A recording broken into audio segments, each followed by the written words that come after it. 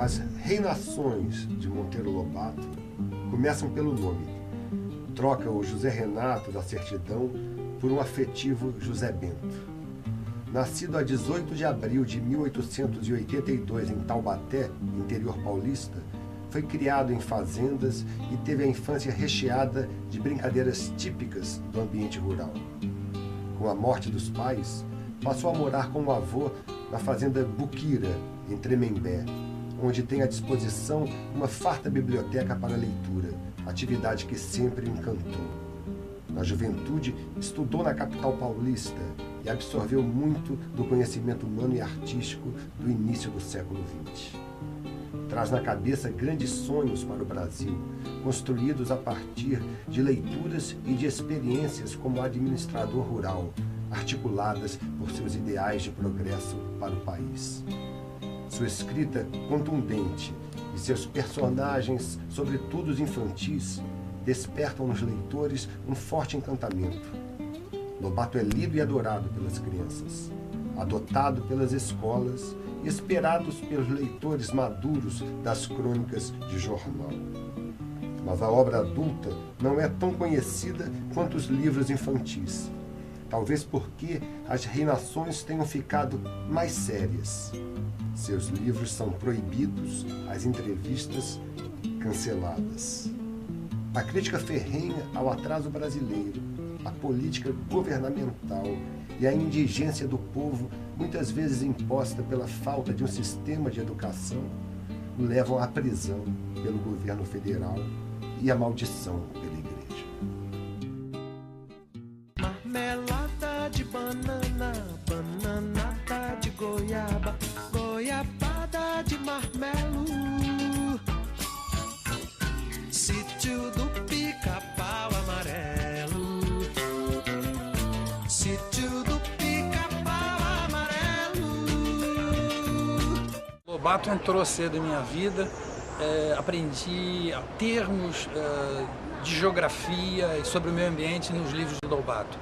Mas antes disso, mais cedo ainda, tinha eu cerca de 5 anos, e eu sou de São Paulo, e tinha na televisão o primeiro Sítio do Pica-Pau Amarelo, que foi produzido por um amigo de Monteiro Lobato. E foi através da televisão. Na época a gente conhecia Lúcia Lambertini, que foi a primeira Emília, Edi Serri, que foi o primeiro Narizinho, enfim, entrou cedo na minha vida, entrou pela televisão, entrou pelos livros e me ajudou na vida acadêmica, inclusive.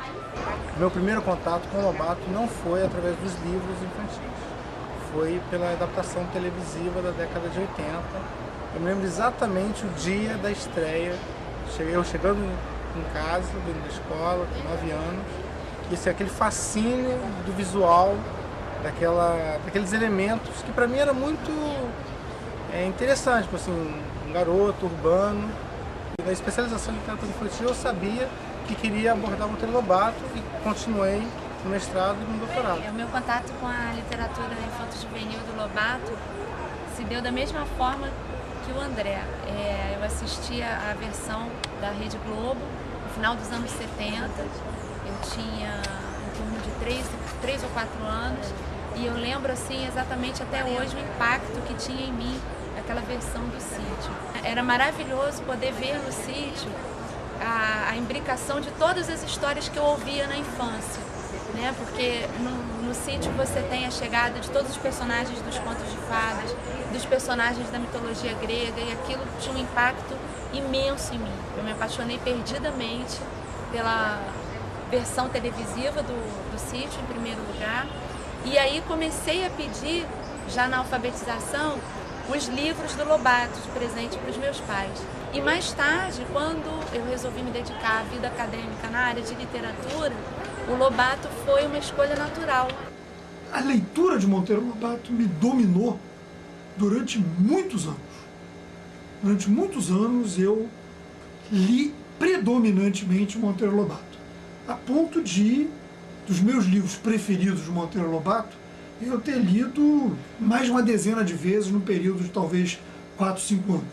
Então o Monteiro Lobato ele foi, sem dúvida alguma, o principal formador do meu hábito de leitura.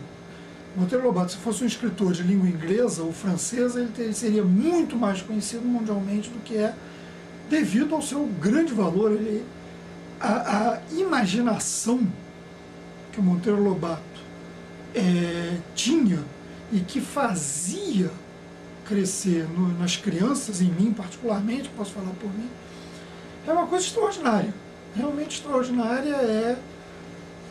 Eu diria, um dos maiores escritores de literatura infantil do mundo em todos os tempos. Lobato foi um dos grandes formadores do meu imaginário quando eu era criança, pivete. Isso eu não tenho a mínima dúvida. É muito importante, é muito bom, para mim foi pelo menos ler Lobato.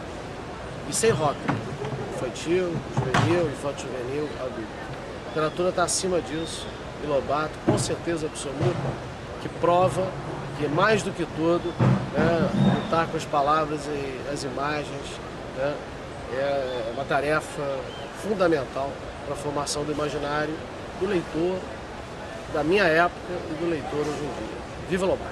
A minha memória de Lobato é uma memória de infância, dos livros na estante da minha casa, na estante da sala, uns livros de capa verde, dessa edição aqui, as obras completas, O Sítio do Pica-Pau Amarelo, com todas as aventuras.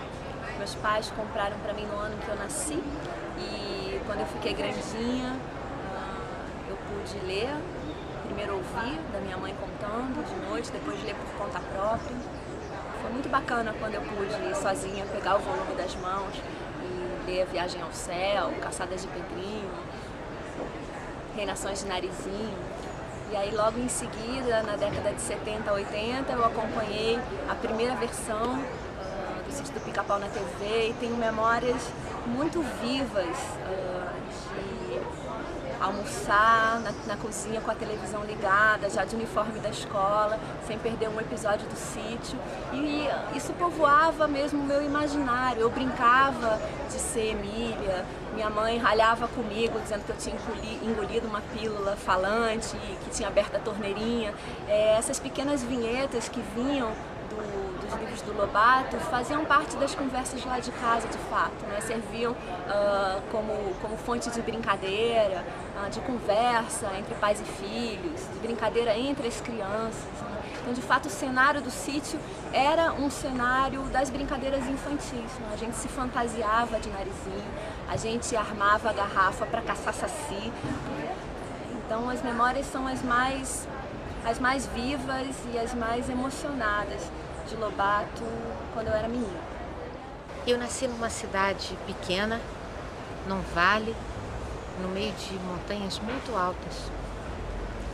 À tarde, quando eu debruçava na janela da minha casa e olhava as montanhas, quando eu ainda estava na pré-escola, eu me perguntava sempre o que existia do outro lado das montanhas. O dia que eu encontrei com Monteiro Lobato, em torno dos 8 anos de idade, eu descobri o que havia do outro lado. E descobri que atrás de um horizonte existem muitos outros horizontes. Lobato me deu o gosto da curiosidade, a alegria de conhecer o mundo e as pessoas, o amor pela literatura. Ele foi minha companhia, meu guia de leitura durante toda a minha pré-adolescência. E depois de adulta, meu amor pelos livros e meu gosto por formar novos leitores vem da companhia que ele me fez ao longo da minha infância. É por conta de Lobato, pelo amor que ele fez com que eu descobrisse em torno das pessoas e dos livros, que eu me tornei a pesquisadora em leitura, formadora de novos leitores.